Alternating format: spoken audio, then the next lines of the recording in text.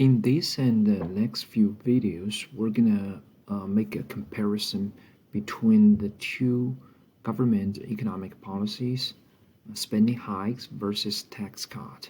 Okay? We're gonna see which one is better and in what regards. Okay, and when we talk about the government economic policies, there are two sets of them or two categories of them. The first set is called the fiscal policy, and the second set is called monetary policy.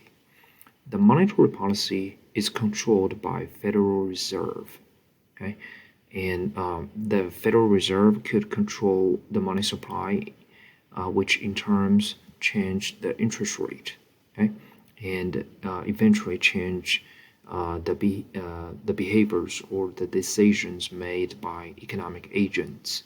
Okay? But monetary policy is not what we are going to talk about here. Okay, we're going to do that later this semester. Here, we're actually going to focus upon the first category of government policies, fiscal policy, which is controlled by the Federal Reserve. Okay? And as we said before, there are at least two policy tools. Okay, and the first one is the spending, the government spending. Okay, the second one is the tax revenue.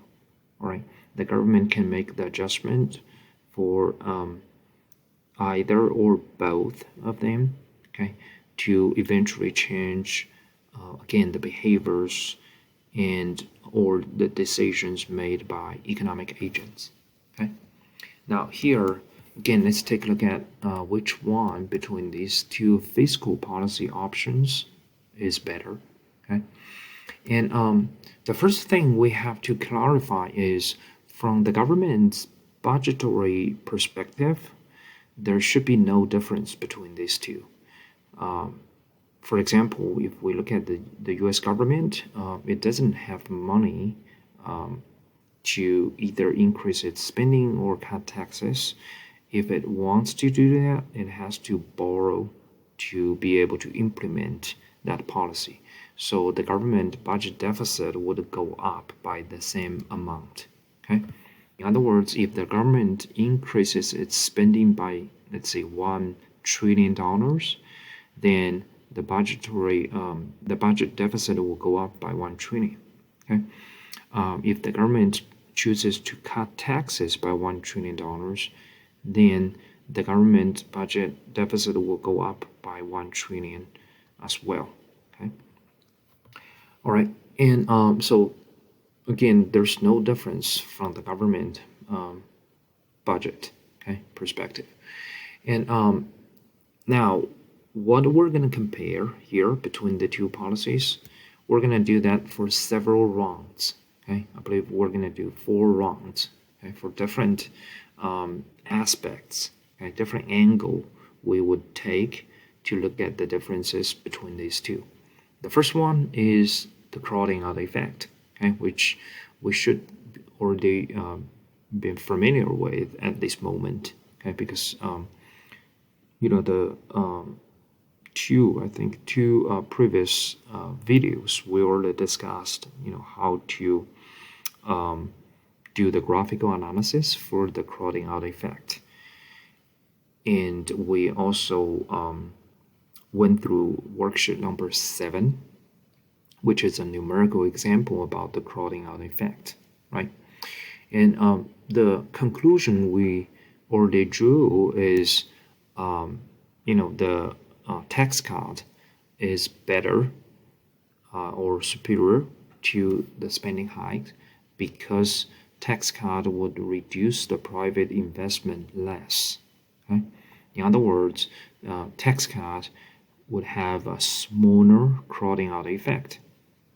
Once again, the crowding out effect is undesirable. It's bad. It's not something we want. Okay, so we said that, you know, between the spending hikes and tax cut, we in both cases we have to have the crowding out effect. So given that, we would like to see the crowding out effect to be as small as possible. And that's why we believe the tax cut is better. Okay.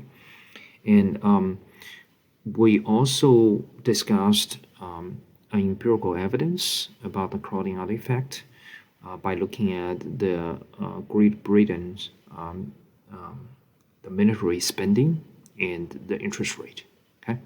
Now here we're going to check out one more piece of empirical evidence about the United States, more specifically during the Reagan administration. Okay. And here in this figure, you would say, how much government budget deficit, under different presidents in different years. Okay, so the red bar, how high it is, represents the budget rate, again, the budget deficit for each year. If it goes below the zero line and you see the green bars towards the far right end, that means the government was running a budget surplus. As you can see that, for most of the time in U.S. history, our federal government is running a budget deficit, okay? Except, a few years during the Clinton administration. And when we look at the trend, we also find that actually during the Reagan administration, the government budget deficit increased a lot. Okay. Now here we have more, specific numbers. So when we look at the federal government spending, okay, and it spent on average of 21.6% GDP from 82 to 89, again under Reagan administration, and also the when we look at from 74 to 81, the average was just 20.3% of GDP.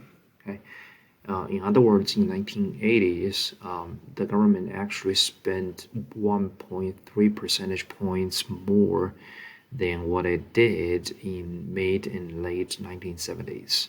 Okay, remember we're talking about 1.3% of the U.S. economy.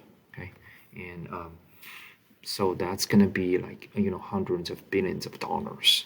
Okay, and during the same period, we find that the federal income tax revenues fell from 9.1% of GDP in 1981 to a trough of 7.5% of GDP in 84, and then rose to 8.0% GDP in 1989. In other words, during the first few years of the Reagan administration, the federal government not only increased its spending but also cut its taxes. Okay, again from 81 to 84. Now, as you could imagine, or based upon our analysis, okay, and you could figure out that on the loanable funds market, this would lead to a leftward shift of the supply curve because public saving declined dramatically. Okay, and so that would lead to a shortage on the loanable funds market, which eventually push up the real interest rate. Okay. And so that's the three-step analysis we already did. So we're not going to repeat that here. Okay. Instead, we're going to focus upon the real-world evidence. Okay. Let's see what the real-world data says. Now, again, the first thing we compare is the budget deficit. Okay. Now here, T minus G is a deficit. In 1970s, that's 2.2% of GDP. And in 1980s, it rose to 3.9%. Okay. Now the minus sign just means it's a budget deficit because taxes were less than the government spending. Okay. Now here, these are the real numbers. Okay. For national saving, it declined from 19.6% of GDP to 17.4%. And the interest rate here again rose dramatically from 1.1% to 6.3%.